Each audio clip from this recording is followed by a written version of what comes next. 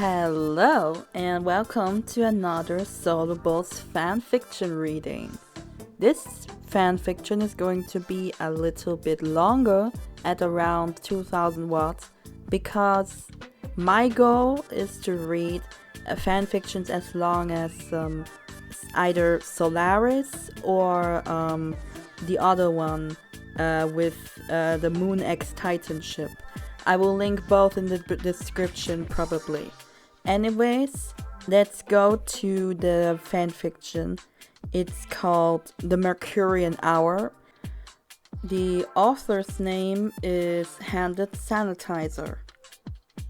Summary. It was one of those moments where all planets were aligned.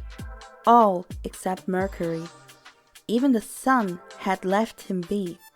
However, all the thoughts he had to hold back for his own mental well-being, no, his own survival, threatened to spill out of his thin, feeble surface. But there was a certain companion always coming out whenever he was truly alone. She was made to comfort the little planet, at least for the one Mercurian hour they'd spent together. See the end of the work for notes. It's been split into 3 chapters.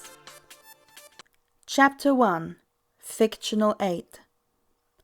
Scorching heat watched over the closest planet's surface. All as usual. What was not usual was that at the moment, none of the inner planets were in the range to see him. For just a few degrees of his revolution, the solar winds were the only thing he could even register happening outside of him. No sunpuns, no solar flares, just nothing at all. This will be one long, long Mercurian hour. The more Mercury thought about the sheer emptiness of the solar system, the more the silence made way for the thoughts he had to hold back. For if he didn't, he'd be a constant sobbing mess that would do anything for them, especially Venus and the Sun, to stop. The perfect little bullying victim. But after the recognition of the so-called monster of the asteroid belt, and later his icy companion in misfortune, Pluto, they've started to treat him quite a bit nicer, especially when they were too weak to clear their orbits and they were demoted to dwarf planets. He knew that at least he would always be better than Pluto. If Pluto would even dare to come near his orbit, the solar winds alone would have blown away his puny volatile makeup, making him even smaller. That was something to be proud about. He was a terrestrial, one of the 4 closest that were not destroyed. He'll always be better. Fuck those planets. They all were once asteroids too. The voice felt like it was speaking to him from within his own head. It was a feminine, more mature one that was rich with a confidence in her words, with a tinge of an intention he couldn't wrap himself around. Carmentis. I know! I was just trying to prop myself up, you know. He could hear a snide snicker that howled throughout his core. Of course I do. You should know best, Murky. I just felt like cheering her up a little. He didn't really like that she knew everything he was going to think, but her company was better than that of no one. So he closed his eyes, putting in almost all the sense of imagination he could muster, and in the black void, now without the stars, was broken up by a planet like him. She certainly was colder than him, slightly smaller than him, and had a few clouds draping her dark gray surface in creamy striped patterns. The most beautiful thing about her was the diamond-shaped, orangey area where the clouds came from. Well, yes, you do cheer me up. He felt his crust contrasting a bit, trying to think up a good compliment for something he created. Yes, I know. I look pretty damn good for you. If you want to, we can. I didn't really think about that. That's what I'm here for, Merc. To comfort you. You know I'm all yours. And I know it too. Just tell me. I can't just penetrate your subconscious. Mercury, still having his eyes closed, shook himself a little too hard, giving him just a bit more of a headache. I really didn't want to do anything. Just to have no thoughts at all. So, you say that you don't want to be worried about something? Is it your size again? I'm going to open my eyes, and then you'll be gone. She snickered once more, rolling her eyes. Oh, come on. I just want to help you. No! He saw the bare sunlight, and Carmentis was gone, but the relief would be short-lived. Don't make this more difficult than it has to. Your subconscious is clearly in panic mode. I won't go away until you've calmed down inside. I said that this isn't going to happen!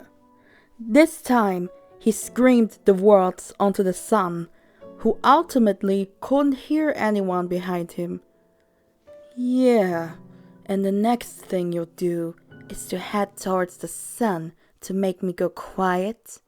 His voice, no one could hear him anyways, grew very angry very quickly. Shut up! How dare you bring that up when the incident happened not even an orbit ago?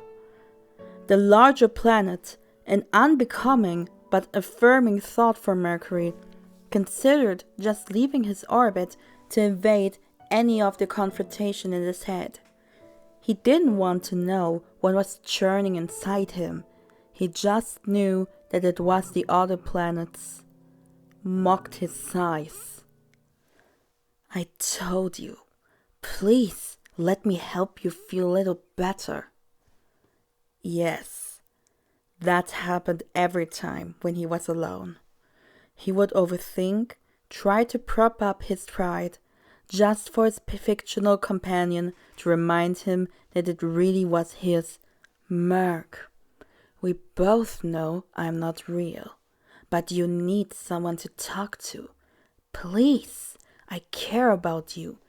Now close your eyes and imagine a different world, one where you can just unwind and let go. Chapter 2, Roche Moment. He closed his eyes once more, meeting the black shield of his eyelids. But soon, gentle waves of green, then orange, yellow, and blue started surging in his mind, flowing in patterns he couldn't describe to anyone on the outside.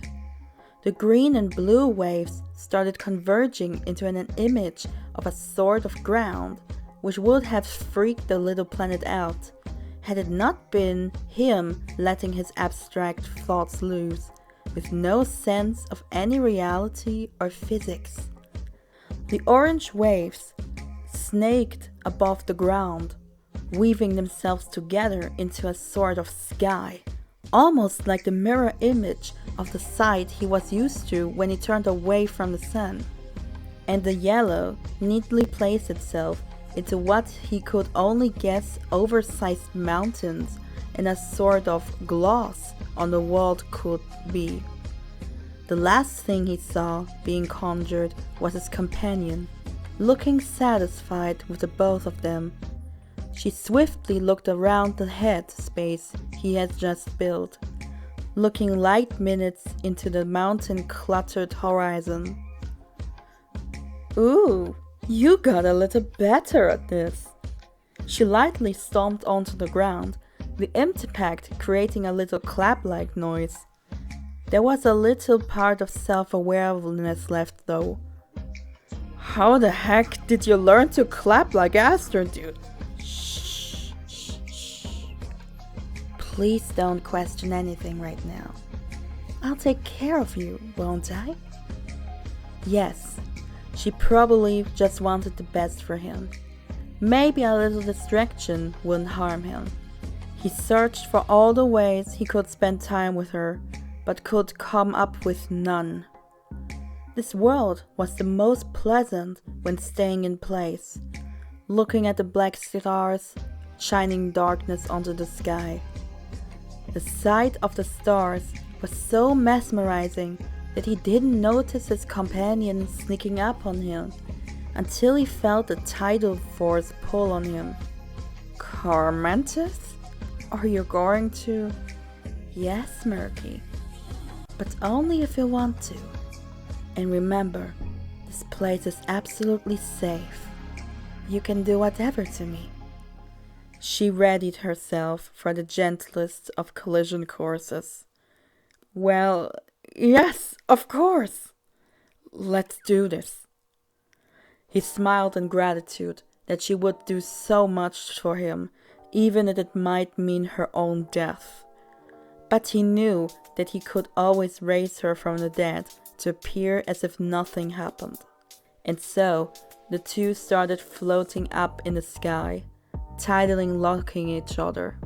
Looks like you're my moon now. His smile must have been so awkward that the other planet couldn't help but laugh at him. He was so sweet in the most adorable way when he wasn't trying. He could feel the first cloud of hers landing on his surface, which tickled him a little.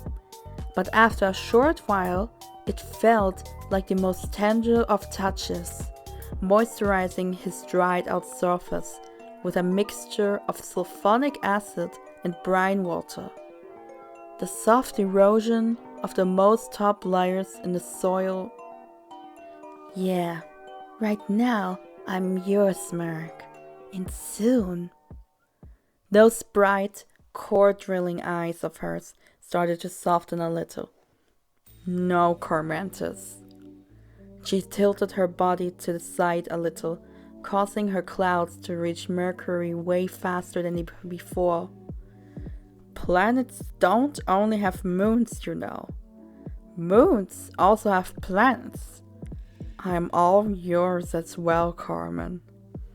He called her by a nickname.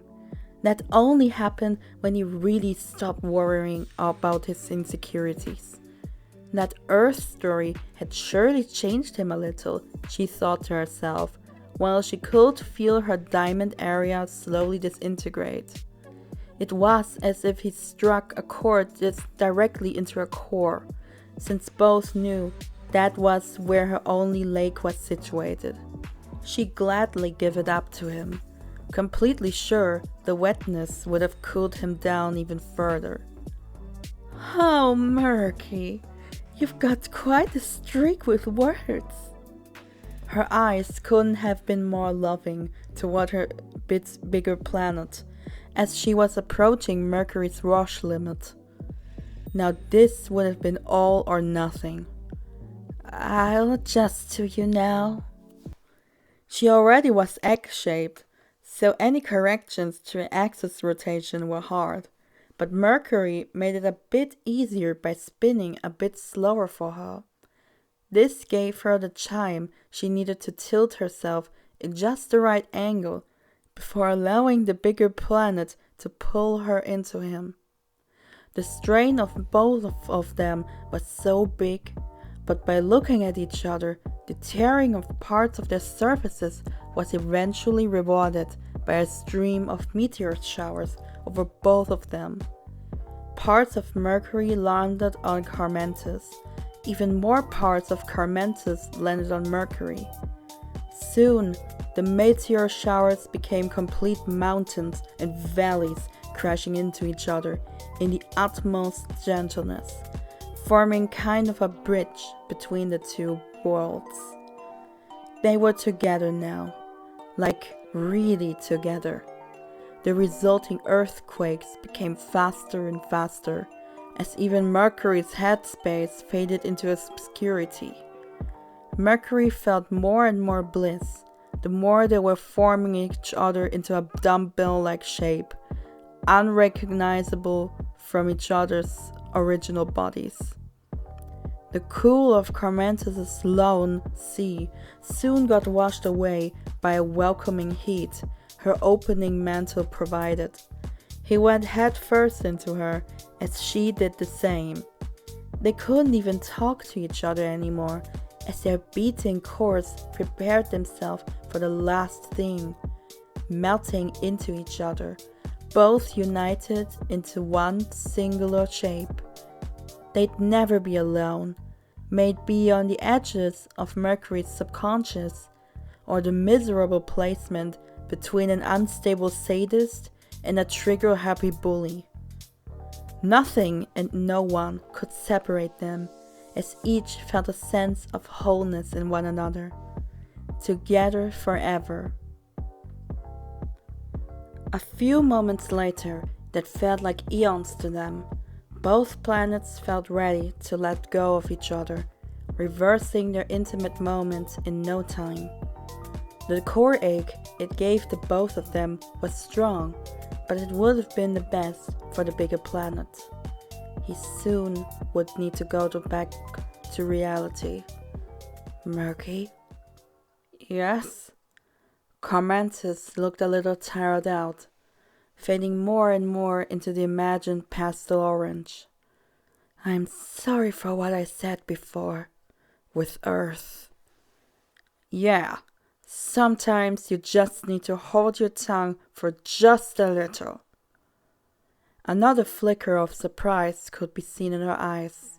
He may still have a long way to accept himself without comparing himself to others, but he certainly grew more confident over the time, even though it was out of competitive pride, not confidence from within himself.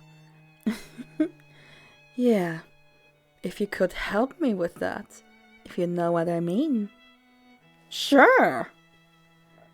And one more thing, big boy. Don't ever let yourself down, because size doesn't really matter when it comes to who you are. Please, get this peace of mind in your dense skull, Murky. Till the next hour.